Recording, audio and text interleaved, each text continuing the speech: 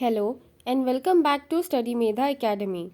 आज हम क्लास 9 के चैप्टर 1 के कुछ इम्पॉर्टेंट क्वेश्चन आंसर्स देखने वाले हैं। हमने अभी तक के ये चैप्टर पूरा कवर कर लिया है। अब हम इसके क्वेश्चन आंसर्स भी बना लेते हैं ताकि आपको एक आइडिया हो जाए कि इस चैप्टर में से किस किस टाइप के क्वेश्चंस आपको एग्जाम में आएंगे। तो स्टार्ट करते हैं क्वेश्चन 1 से। क्वेश्चन 1 में 3 पार्ट्स है। फर्स्ट क्वेश्चन है, why is ice at 273 degree Kelvin more effective in cooling than water at the same temperature? Second question है, name two gases which are supplied in compressed form in homes and hospitals. और third question है, what is dry ice? तो ये जो तीनों ही questions है ये बहुत ही इम्पॉर्टेंट है, जो कि सीबीएसई के पेपर में 2010 एंड 2011 में पूछा गया है। तो अब इसके आंसर्स भी हम वन बाय वन डिस्कस करते हैं। जो फर्स्ट आंसर है वो है, the 3 states of matter are solid, liquid, gas. Out of these the solid state is the most rigid since the particles present are very closely packed and interparticular forces are quite strong. तो अब यहाँ पे इसका answer क्या है कि जो solid, liquid और गैस 3 स्टेट्स ऑफ मैटर होते हैं उनमें से सबसे ज़्यादा पैकिंग एफिशिएंसी किसकी होती है? सॉलिड स्टेट्स की, और वो एकदम ही रिजिडली पैक्ड होते हैं। सेकेंड हमसे गैस पूछी थी जो होम्स और हॉस्पिटल्स में यूज़ होती है। तो वो गैस जो है उसका नाम है एलपीजी, लिक्विड पेट्रोलियम गैस।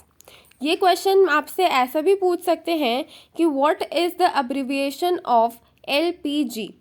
तो इसका मतलब है कि जो एलपीजी शॉर्ट फॉर्म है उसका फुल फॉर्म क्या है? एलपीजी जो शॉर्ट फॉर्म है उसका फुल फॉर्म होता है लिक्विड पेट्रोलियम गैस, जिसको हम कॉमनली एलपीजी के नाम से यूज़ करते हैं। फिर थर्ड क्वेश्चन का आंसर है, थर्ड क्वेश्चन में हमसे पूछा था व्हाट इज़ ड्राई आइस, मतलब ड्राई आइस क्या होती है। तो यहाँ पे उसका आंसर लिखा है, solid carbon dioxide CO2 is known as dry ice. मतलब जो सॉलिड कार्बन डाइऑक्साइड होती है, मतलब जो गैसियस फॉर्म में होता है कार्बन डाइऑक्साइड, उसको हम कार्बन डाइऑक्साइड बोलते हैं। और जब वही चीज़ सॉलिडिफाई हो जाती है, सॉलिड फॉर्म में आ जाती है, तो हम उसको ड्राई आइस बोलते हैं। It is so named as it does not wet a piece of paper और क्लॉथ। अब इसका मतलब क्या हुआ कि जो नॉर्मल आइस होती है वो अगर हम किसी पेपर पे रख दें तो वो पेपर जो है वो गल जाएगा, वो गीला हो जाएगा। पर जो ड्राई आइस होती है वो ड्राई होती है, वो किसी भी चीज़ को, क्लॉथ को या पेपर को ड्राई ही रहने देती है, ना कि वो गीला कर देती है। इसीलिए हम उसे बोलते हैं ड्राई आइस। अब हम देखते हैं question number 2। CO2 is a gas, justify the given statement by 2 reasons. ये आया था क्वेश्चन सीबीएसई के पेपर 2011 में। तो अब यहाँ पे हमें ये रीजंस बताने हैं 2, जिससे कि ये साबित हो जाए कि जो CO2 है वो एक गैस है। तो सबसे पहला रीज़न जो इनने स्टेट किया है वो है कि CO2 does not have a fixed volume. मतलब CO2 का एक फिक्स्ड वॉल्यूम नहीं होता है। It can be compressed on applying pressure. जैसे हमने पढ़ा था कि जो गैसेस होती है वो कंप्रेसिबल होती है, मतलब हम उन्हें आराम से कंप्रेस कर सकते हैं, दबा सकते हैं और किसी भी सिलेंडर में फिल कर सकते हैं। सिमिलरली CO2 भी कंप्रेस हो सकती है और उन्हें हम किसी भी सिलेंडर में फिल कर सकते हैं। इसका लाइव एग्जाम्पल हम देखते हैं कोल्ड ड्रिंक या सोडा बॉटल्स में। कोल्ड ड्रिंक के बॉटल्स में भी कंप्रेस करके हम CO2 को डालते हैं। और इसका जो सेकेंड रीज़न दिया है वो है CO2 does not have a fixed shape. आज तक ये किसी ने भी CO2 का फिक्स्ड शेप क्या देखा है? नहीं। CO2 एक गैस है, उसका कोई भी फिक्स्ड शेप नहीं होता है। It can take the shape of any container in which it is put. जो हमने गैसेस की प्रॉपर्टीज़ पढ़ी थी वही सेम प्रॉपर्टी CO2 की भी है।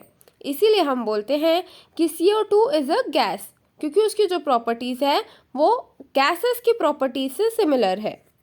Now next is question number 3।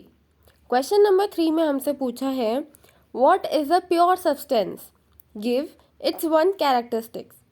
मतलब एक प्योर सब्सटेंस क्या होता है और उसकी एक कैरेक्टरिस्टिक हमें स्टेट करनी है। और ये जो क्वेश्चन है ये आया था CBSE के पेपर 2011 में। तो इसका आंसर भी अब हम देखते हैं। अ pure substance is the one which can not be separated into smaller parts by any physical methods. It may be either a pure element, example sodium, or a pure compound, for example calcium carbonate. तो अब यहाँ पे क्या बात हुई है कि जो एक प्योर सब्सटेंस होता है वो एक ऐसा सब्सटेंस होता है जो कि स्मॉलर पार्ट्स में नहीं डिवाइड हो सकता है, उससे ज़्यादा सिंप्लीफाई नहीं हो सकता है बाय एनी फिजिकल मेथड्स. तो ये जो फिज़िकल मेथड्स हम यूज़ करते हैं, फॉर एग्ज़ाम्पल कट करके या डिवाइड करके, इनको हम बोलते हैं फिज़िकल मेथड्स. और फिज़िकल मेथड्स जहाँ पे एप्लीकेबल नहीं होती है to break a substance into smaller parts, उसी सब्सटेंस को हम बोलेंगे a pure substance. For example sodium या कैल्शियम कार्बोनेट. अब इस वीडियो का last question number 4. What happens when you pour some acetone on your palm? ये क्वेश्चन बहुत इम्पॉर्टेंट है और ये CBSE 2010 और 2011 दोनों ईयर्स में कंटिन्यूसली पूछा गया है. इस क्वेश्चन में हमसे पूछा है कि क्या होगा अगर हम एसीटोन को हमारे पाम मतलब हमारा हाथ, तो अगर हम हमारे हाथ पे कुछ एसीटोन गिरा लेते हैं गलती से, तो हमारे हाथ पे क्या होगा. तो अब इसका आंसर देखते हैं. Acetone is a very low boiling liquid. It immediately changes to vapours. The evaporation is an endothermic process. Acetone takes up heat energy from hand. Therefore the palm immediately becomes cold और even numb.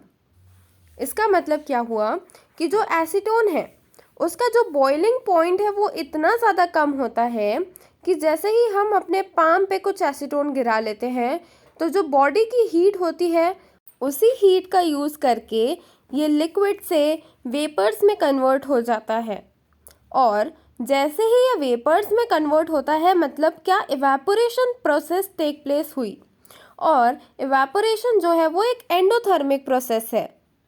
और जो इसीलिए जो acetone जब हवा में उड़ जाता है तो वो बॉडी की हीट भी रिड्यूस करता है और इसीलिए हमारे पाम में बहुत ठंडा ठंडा महसूस होता है या कभी कभी हमारा पाम नम भी पड़ जाता है.